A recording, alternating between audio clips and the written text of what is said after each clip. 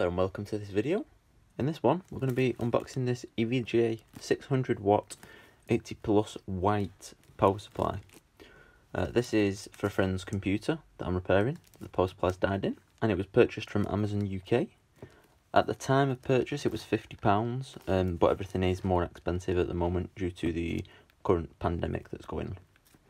But anyway, let's have a quick look around this thing. So on the back here we've got the part number, which is 100W10600K3. It says it's made in China, no surprise there really. This side we've got 80 plus efficiency graph here. So there we go. And on the back are the more detailed information that you'd be interested in.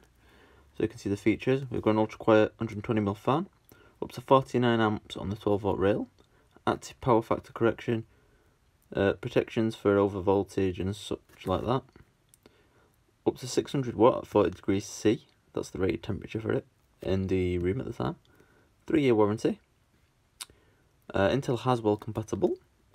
We've got on here a 20 plus 4 pin cable, one 8 pin 4 plus 4 for the CPU power, so you can use that on a 4 or 8 pin motherboard, 1x2x8 6 plus 2 pin VGA cables, so those are for graphics cards.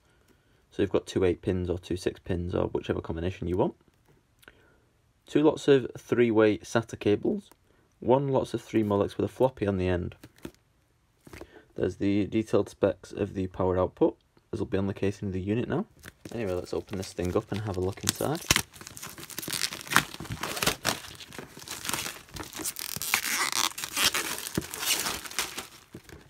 And in the box, first thing you see is a manual, multi-manual for 430, 500 and 600 watt model, which means they must be all the same basically.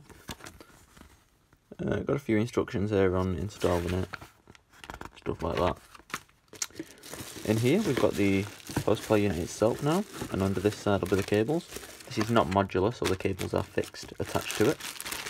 You also get a power cable with it, so there's your kettle type cable with a UK plug in this case, which is appropriate for my region. You get a set of screws here, so there's 4 screws taped into the box,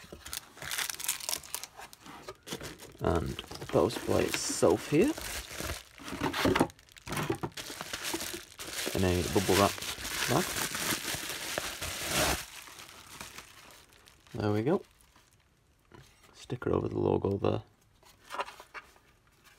Power switch on the rear, not a lot else. There's the side plate with all the ratings on it, same as will be on the box. On the back we've got a part number, serial number, etc. again. Back end here, just where all the cables come out. Quite a nice cable grommet there. Some of them just use a little cable tie or a piece of plastic, that's actually quite decent. And yeah, that's pretty much that, I guess. We can undo these cables as well and have a look there. So they're all a reasonable length, as you can see. They're about the same length, obviously minus the hard drive and SATA cables and stuff. So first of all, you've got the 20 plus 4, 24 pin. Next you've got this dual 4 pin for the CPU power, so you can clip them together to make it 8, or just use 1/2 if your motherboard's only got 4. Then we've got a dual 6 pin / 8 pin, depending on whether you clip them together or not, for graphics cards. Those are both on the same loom and just split at the end. Next up you've got 3 SATAs, all straight ones on a single cable. 3 more SATAs, all straight ones on a single cable again. And then 3 Molexes and a floppy connector. So there you go, that's pretty much it for this video. That covers basically everything to do with this power supply. So if you're looking for a reasonable quality power supply that's actually in stock at the moment, at least at the time of filming this video, then by all means pick one of these up. So thank you for watching. If you enjoyed the video or found it helpful, please leave a like down below. Any questions, put them in the comments section, and get subscribed for future random technology and computer videos and unboxings like this one. Thanks for watching.